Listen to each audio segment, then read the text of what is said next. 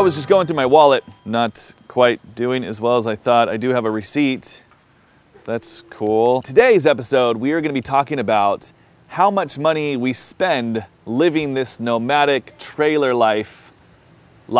Now, everybody's different, everybody's spending is different. This is just how much we spend to give you an idea of how a family of 5, 3 kids, 2 adults, how much money we spend per month. It's a tricky question because you can spend as much or as little as you'd like. What people really want to know is how cheap can you live living like this? So Z, just tell me, how much money do you think we spend every month? Quite a bit. How much do you think? 200. 200 a month? Malachi, what would you think? A lot. Okay. Probably. I think maybe 500 or 600. 500 or 600 a month. Okay, Miss Rose, what do you think? We think maybe about like 100,000. 100,000 a month? Somewhere between 800 and 100,000 a month. It's really up to you if you're a millionaire like we are. For us personally, if we wanted to, we could spend as little as $2,200 a month. That's a ridiculous little amount, and with 3 kids who eat a lot. So that would be very, very limited for us. That would be about, spending as little as you possibly could. I mean, that would be like top ramen and maybe Jack in the Box tacos. You get 2 for $1, so it's a pretty good value. Here's Miss Money Woman here. Didn't you? I said we could spend a minimum of like $2,200 a month if we had to, like bare minimum. Yeah, that's what we had figured. Yeah. Before. So that's pretty dang cheap. Now, realistically, we spend about... No? No, not that much, but we do like to do a lot. We like to do a lot. So it just kind of varies with the way that my work... Am I still recording? So it just varies because I do freelance. Some months we make more money than others. And so when we have money, we just go out and spend it. And then it's like, we need more money. So I go out and work more and get more money. And then we go and spend that. But I would say one thing is that we knew... Hold on, I have to stand.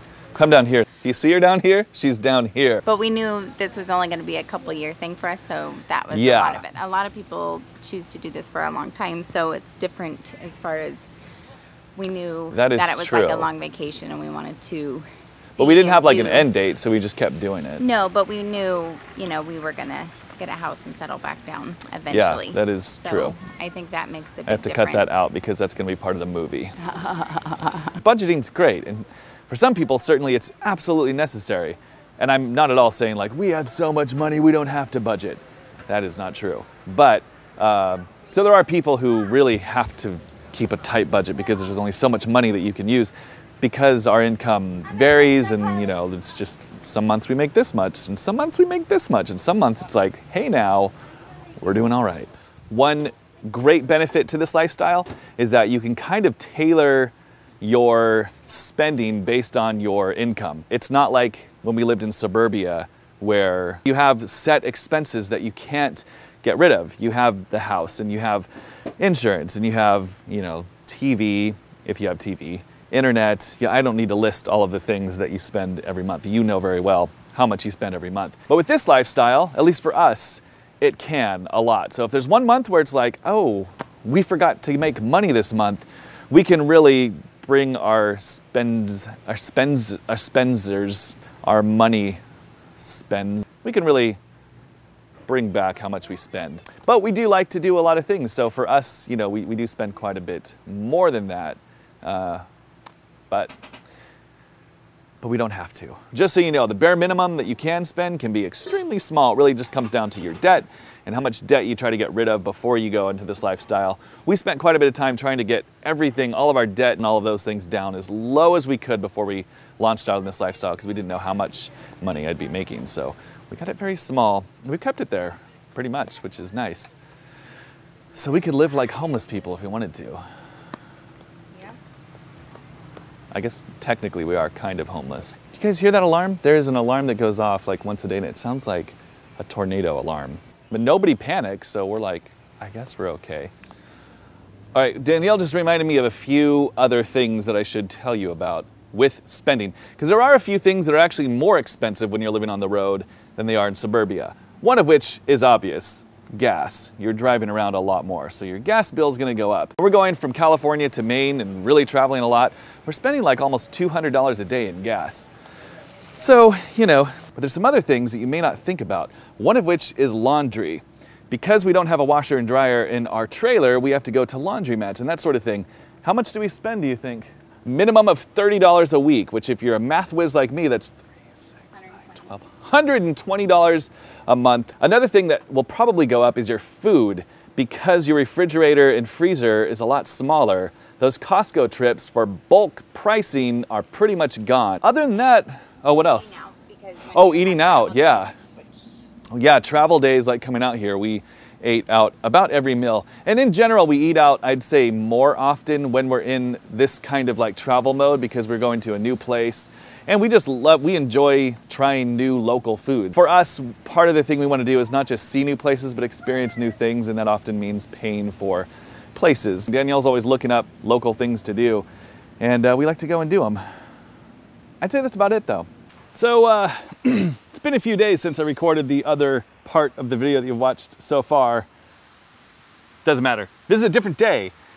That doesn't matter either. The point is, my wife made a really good point before we release this video, so I'm re-recording this part to insert her point.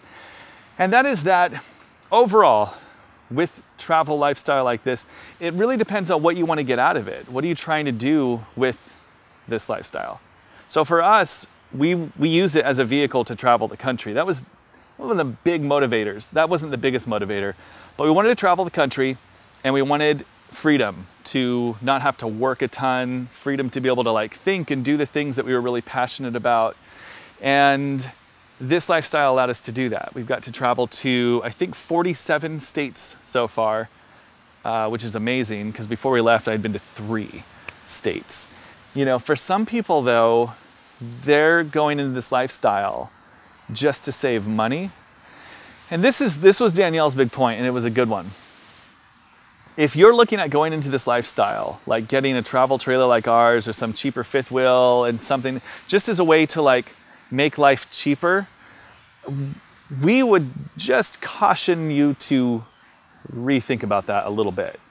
Because while it is really cheap, there's no way we could just live in the trailer if we were just living in it.